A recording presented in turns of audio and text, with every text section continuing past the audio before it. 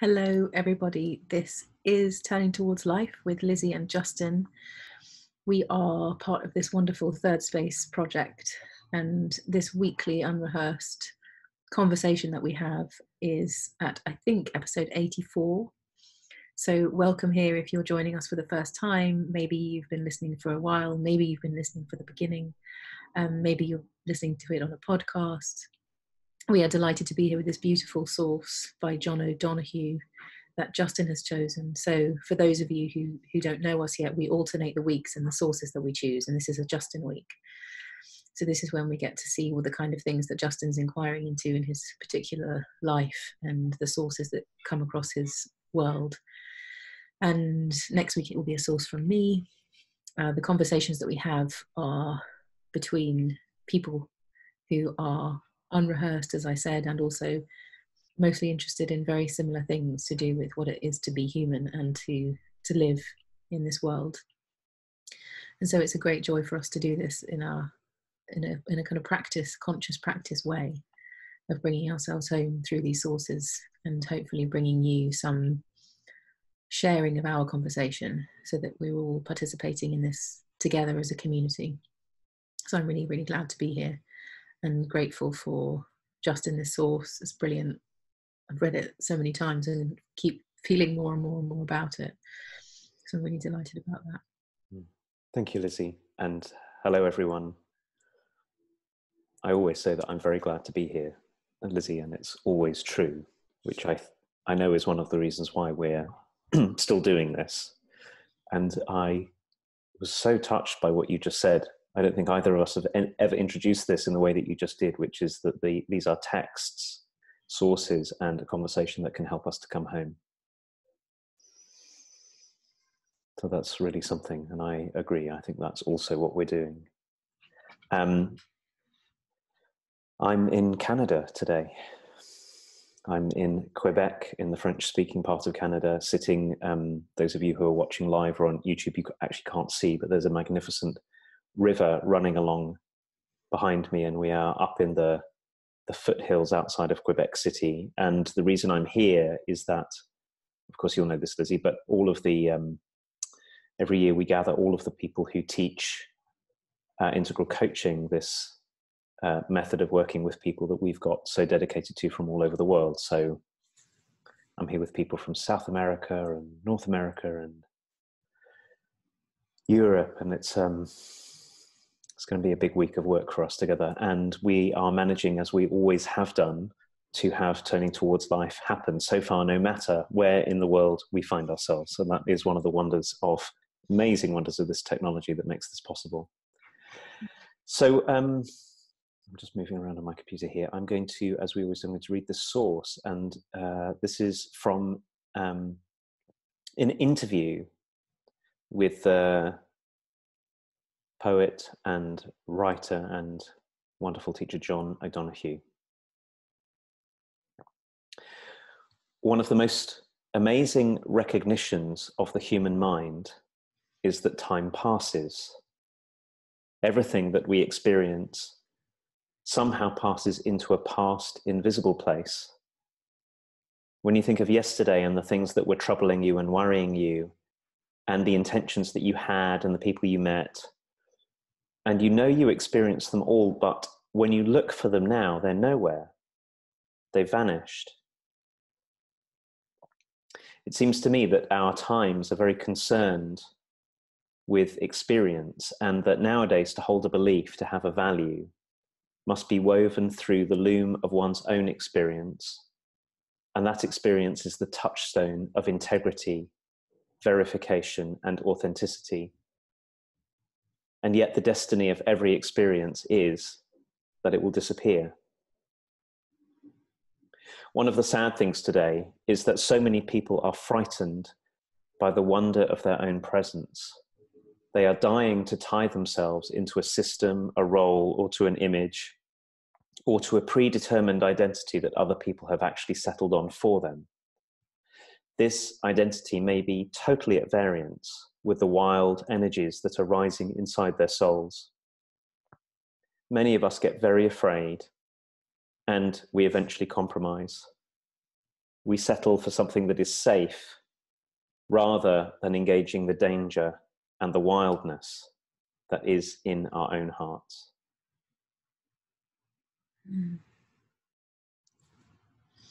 One of the most amazing recognitions of the human mind is that time passes. Everything that we experience somehow passes into a past invisible place.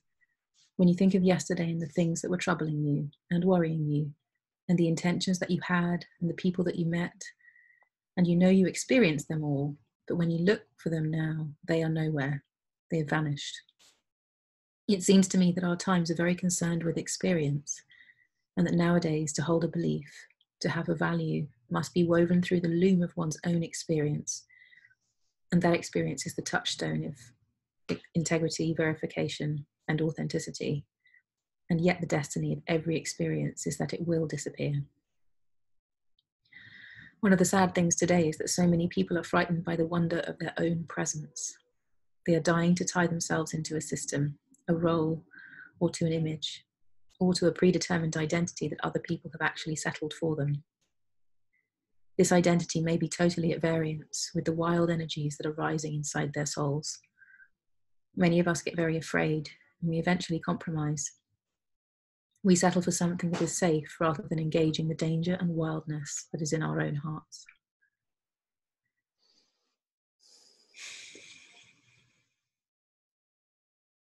I don't know where you've been reading this and thinking about this a lot, Lizzie, I know. So I don't want to close off where you want to start, but I will say one thing about what had me choose this. And it was the line, many people are frightened by the wonder of their own presence. Because I've spoken many times about how easy it is for me to get afraid. And one of the things I've come to realize recently that I'm not sure I've said here on Turning Towards Life yet is, Lizzie, I'm finding out how often what I'm afraid of isn't the world, but myself. So it's a great relief to have John O'Donoghue tell me that I'm not completely strange in feeling that way. Yeah, funnily enough, for me, that line is it's the thing that grabbed me the most in the whole thing. And it is just true that presence is a wonder. Like, it's a mysterious, real, palpable something that is life itself and all the wisdom that's imbued in the unfolding that we are, each of us, and collectively. And yet somehow we're so terrified of it. And that in itself is mysterious. And I know it for my own self. I think, I've talked about on Turning Towards Life a few times, maybe this feeling of wanting to run, wanting to get away from this experience, wanting to, in some way, avoid something. And in my study of myself, as you're saying, Justin, it's not anything other than me. That somehow there's some terror involved, some staying still and just being myself with no stimulus and no tying myself into a system, a role, or an image. None of that stuff going on, or distracting myself or whatever, is a really big thing and requires such gentleness, requires such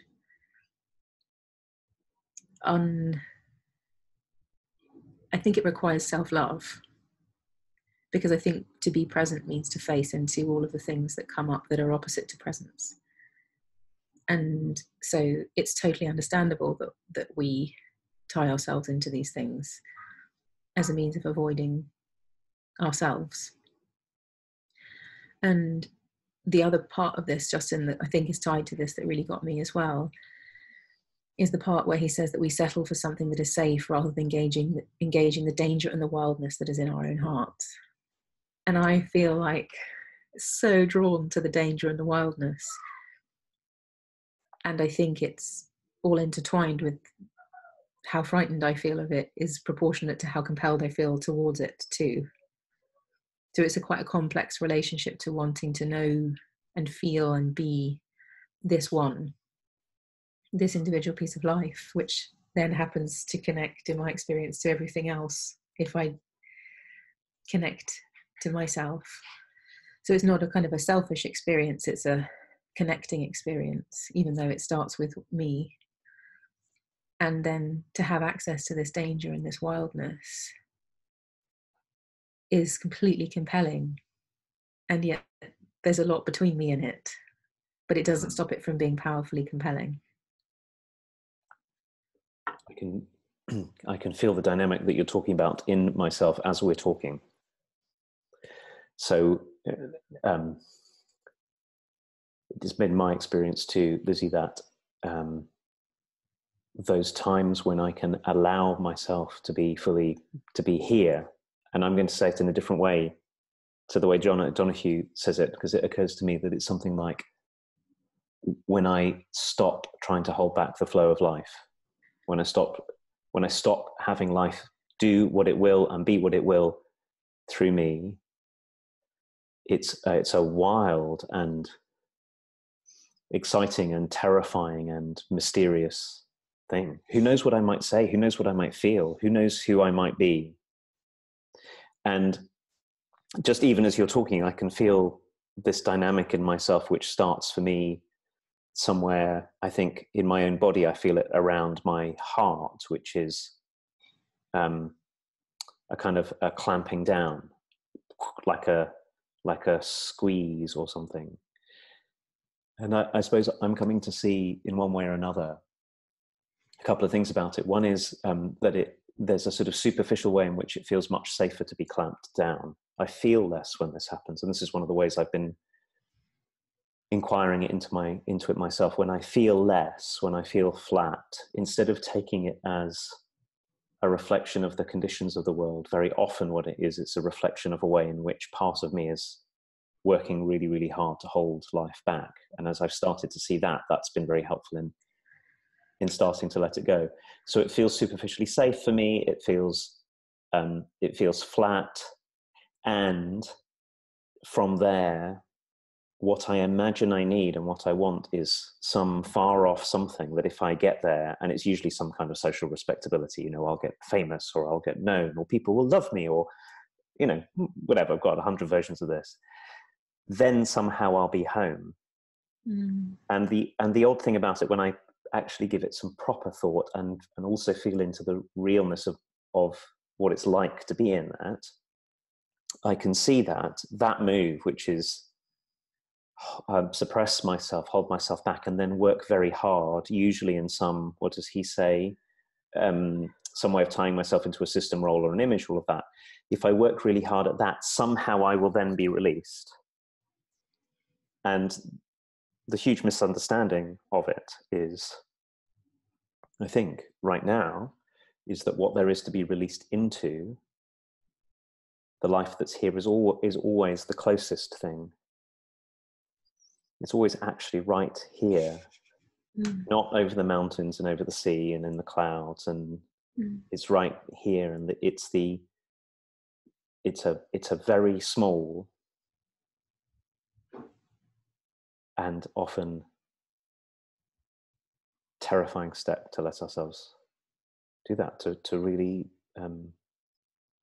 be at home in the world, which of course is not the same as everything being okay. That's not, I don't mean that for a moment, or even feeling happy or something. It's more, as he says it so clearly, engaging the danger and the wildness that's in our own hearts, the aliveness that's right here. Funny, as you're speaking, I'm realizing that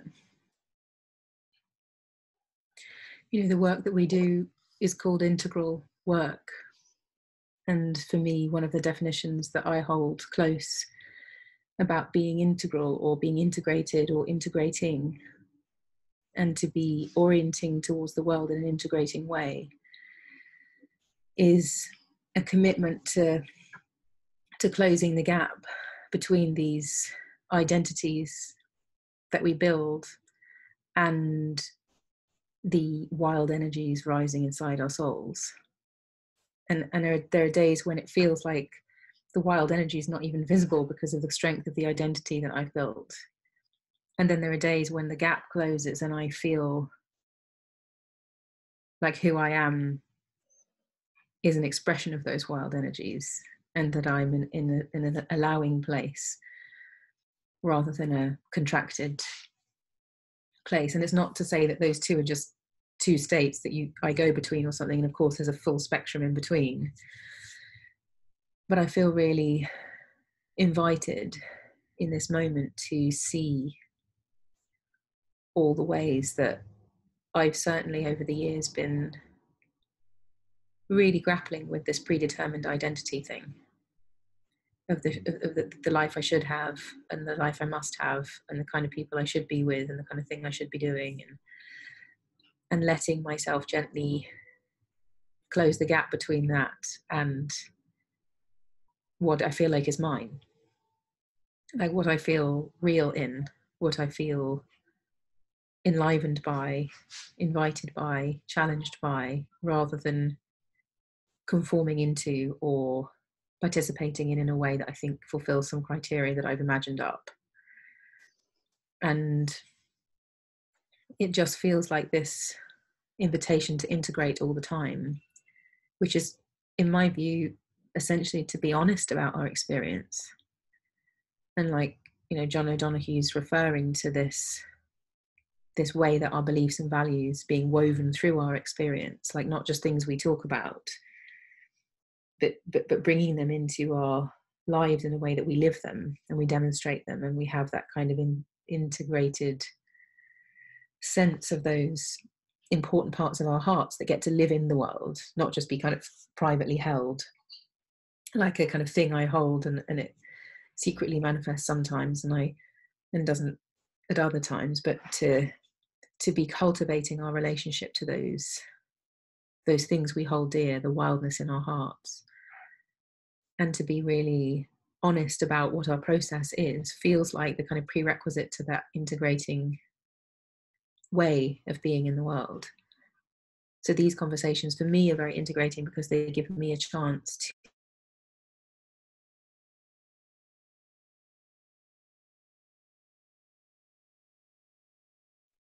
I can feel the worlds coming together. Like my identity now feels aligned with something really important to me in this life, which is to be open and disclosive and willing to face into my difficulties in relationship with and in community.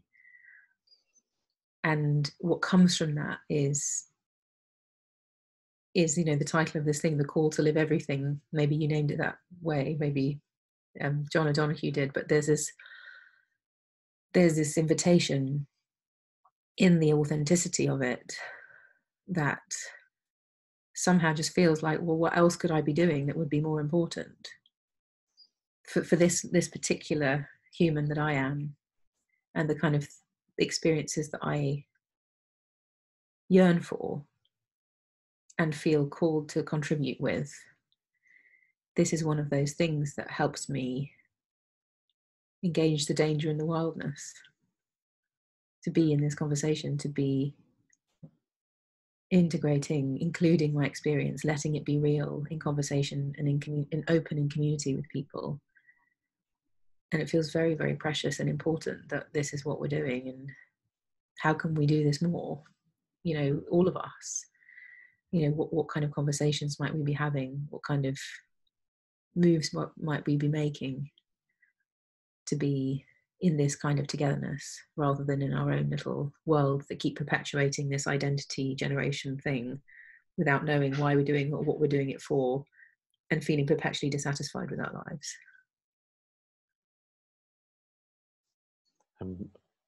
It's occurring to me from what you're saying that one of the warnings that John O'Donohue is giving us here is what happens when we attach ourselves very firmly to a particular identity. So one kind of identity we can attach ourselves very firmly that he points out to is a system or a role or an image or a predetermined identity that other people have settled for us. And then we we do what I was saying. I think we pursue it and we pursue it and we pursue it with the longing that we will come home that way, but we find that we never do. But the other thing, there's another really important point he makes earlier about experience, is he says, and I wanted to connect in with what you were saying here, Lizzie. It seemed to me you were saying, if I've understood you, that when we can live close to our own experience rather than far from it, when we can be touch into our own experience and speak from it and with it and have that be present in our speaking and how we are in the world, what I'm actually experiencing rather than some kind of idea of what I should be experiencing, it's an opportunity for us to bring ourselves much more fully and truthfully to the world. And there's another mistake we could make there, which is to get attached to a particular kind of experience and have that be part of our identity. You know, the moment we start to create an identity around, well, I'm the authentic one. You know, look at me, I'm authentic in every moment, you know, which is, we do the same thing, which is that we can take almost anything. This is the extraordinary thing about it. So we can take almost anything and make it into an object of worship, I suppose might be one way of saying it, that we're then pursuing. And that's why I'm so glad that this whole first paragraph that we read, where he points out that all experience passes, all experience is gone, and to live close to our experience and to the wildness and danger that's in our own hearts is also to live at it when we can, as much as we can, in contact with the fresh something that's arising that might surprise us. Because that's what life is like. It's endlessly, if we allow it to be, it's endlessly surprising to us.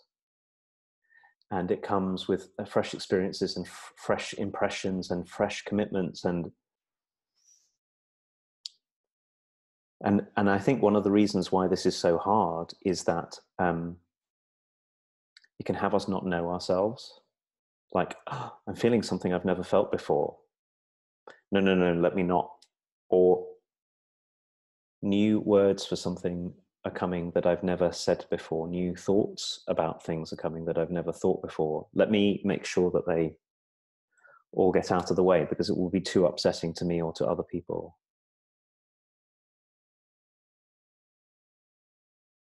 So it is quite a wild and dangerous thing to be in contact with all of that, and in one way or another having it enliven us. And it's also striking me that I'm thinking about our political times. I'm thinking about how settling and reassuring it can be to commit ourselves to an ideology, you know, or to a group that keeps on having us not have to encounter what I'm really feeling. I can borrow from other people. Oh, we're all angry. I'm angry because we're all angry, or I'm better than you because we're all better than you. All of these kind of things. That one of the risks of tying ourselves into a predetermined identity is that we get handed things that keep us away also from our own ethical sensibility, like our own sense of, this is what's called for, this is how I care right now, this is a way of being in contact with the life and the dignity and the humanity of other people. We can so cover all of that up because it's frightening to feel the wild life force, which I think is essentially a kind of love coming through. Mm-hmm. Yeah, there's lots of things in there, and I feel like what you're talking about is what it also means to be somebody who's learning in the world, and somebody who's opening continuously into realms that are being presented, and which, if we can be in a state of inquiry around, whether it's political things or our own experience or our identity or others' identities, whatever, what, you know, or what's actually going on here, being in the inquiry and staying open, it's a way that we have to just kind of accept the brittleness of these images, the brittleness of these systems, the brittleness of these roles, and allow ourselves to feel broken in them. And of course, it's not who we really are that's been broken. It's an image of something that's been broken, or something we've held on to tightly, like you said, like I'm the authentic one. And then all of a sudden I realize I've actually been fibbing about something because I didn't want to face the shame.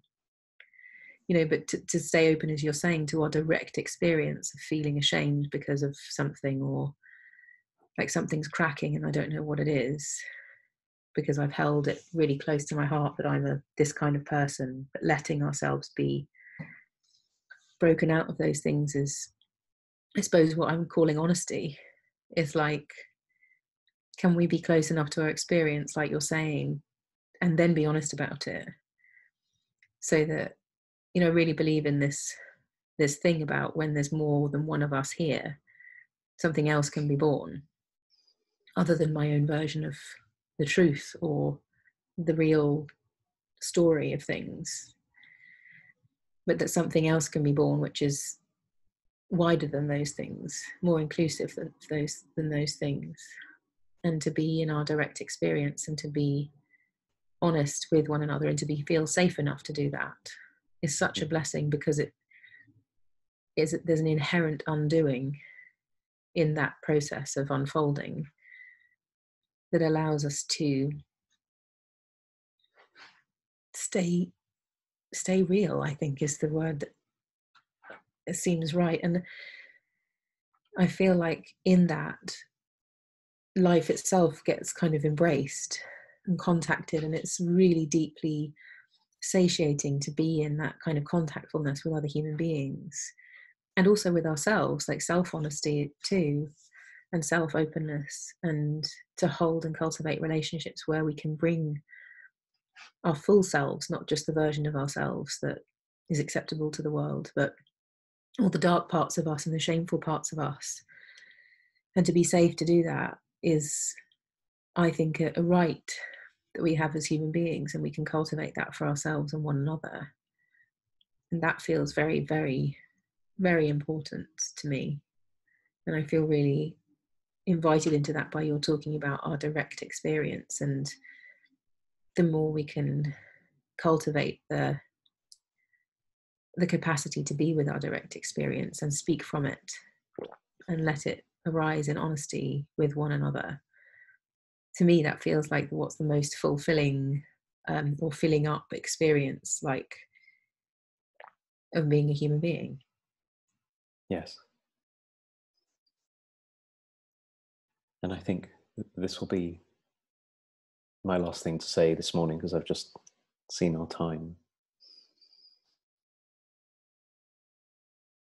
What you just said, Lizzie, about what happens when we're together seems to me one of the most important parts of this, that even being in contact with our direct experience can become another image that we hold on to very, very tightly, which is, I'm telling this is the truth because it's my direct experience, and I will negate your experience because this is my experience.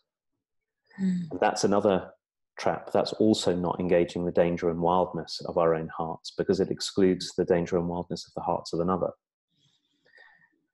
So what it takes to be together in relationship that respects the differences between us, as well as what unites us, so that something else can come through between us that takes into account, like you said, that there are so many different stories and interpretations of what's happening, many of which have great value, that we can't find if we get too wedded to another kind of object of worship, which is the truth of my own experience. Because it will be gone in a moment, and you're having an experience too. And can we meet? Can we encounter one another in the midst of that? Yeah. And that, I think, is why relationship and community and conversation and dialogue are so important. That we can't do this on our own, and we can't do this in a way. I suppose this is what I'm just landing on here that's touching me, actually. That one of the traps of our contemporary culture is that we elevate authenticity, like my truth, above almost everything else as well, instead of, can I bring what's true in my experience and alive in my experience into encounter? Yeah. Of course, that's what we're trying to do here. And there are ways that we can get attached to the thing of it's all going to disappear anyway. So we can easily get attached to this kind of spiritual identity, which is a massive bypass of a lot of our experience, which is, well, my experience doesn't matter, so therefore we're all enlightened or something. Yes. Like we can do anything with anything. And I think that's the curious thing about being a human being, is that all the things that John O'Donoghue was saying are true.